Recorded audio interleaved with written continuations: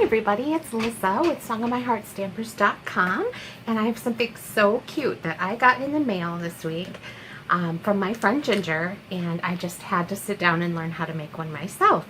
And I discovered, here's Ginger's over here, that it's super easy. It's just one sheet of 8.5 by 11, and the part you cut off makes the pocket, and it's just so adorable.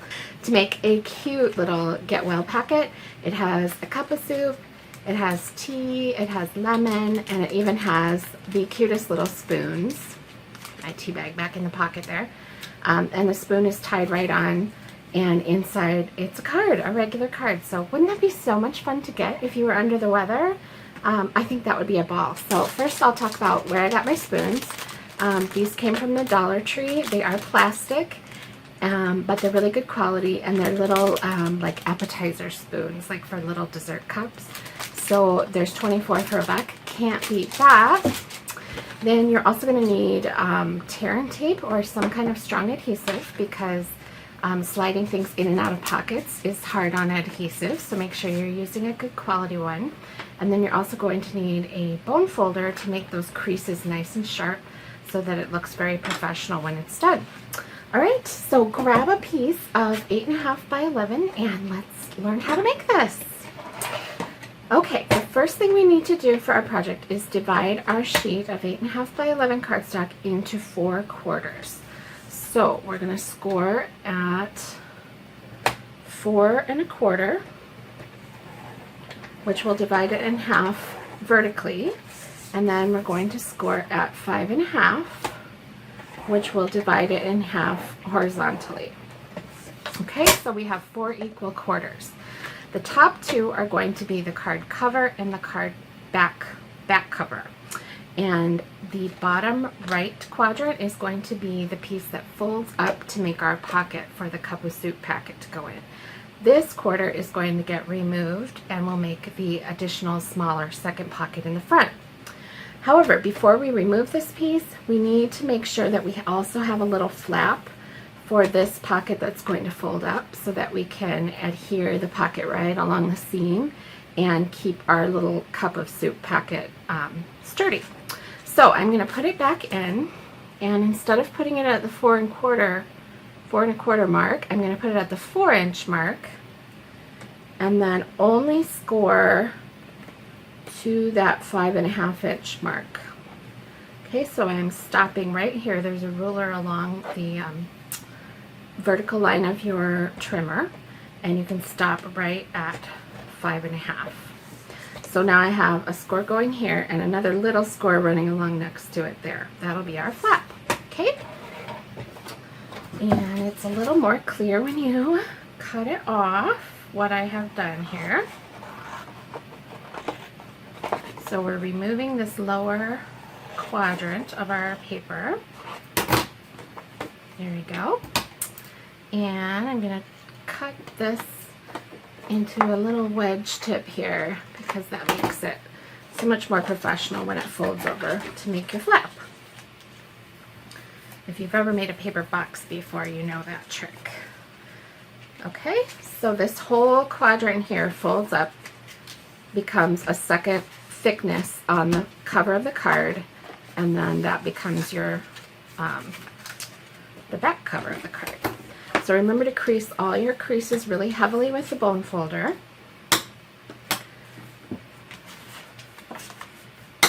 Nice. Okay, so when we put, actually let's cut one more thing off. We have to make, let me show you the sample. We have to make our pocket be at a slant here, so that the packet can easily be drawn out. So I always just wing this. You can use your paper trimmer if you want, but it just needs to be a nice straight chunk taken off the corner. Okay, and then the other thing we need to do to make this a pocket is use tear and tape or Seal Plus or liquid glue if you're not a messy like I am. Liquid glue is a disaster for me. So use whatever kind of adhesive you know will hold, and put it on your tabs there. And then fold up that front large pocket. Okay? Perfect. What a pretty card base that is, huh? Alright, so then the little pocket, we're going to use half of this piece that was removed. This piece is 4 inches wide now, and we only need 2, and let me double check my notes. I just don't want to tell you wrong. 2.75, which is 2 3/4. So I'm going to use a cutting blade this time to cut that. And each of these projects will give you enough for 2 pockets, so eventually you'll have a lot of pocket pieces left over. But that's a nice big piece that you can use to layer on a card. No biggie. Alright, and then the bottom of that pocket, which is the long side, gets scored at, oh dear, I used my cutting blade instead of my scoring blade. Oh, let that be a lesson to you. Good thing it did make 2 pieces, huh? Alright, keeping the cutting blade way out of the way. See, I even have it marked. I wrote on here with a Sharpie, this is your scoring blade. Alright, I'm scoring across the bottom, 1/2 inch. That'll fold up to be the bottom of the pocket. And then on both sides, let me look at my notes one more time. We're going to score out 1/2 inch. Oh, I almost did it again. Yikes, you guys. I am off today.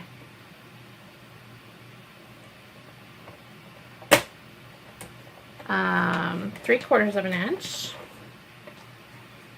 Hang on, I got something in my eye. Okay. 3 1/4 inch.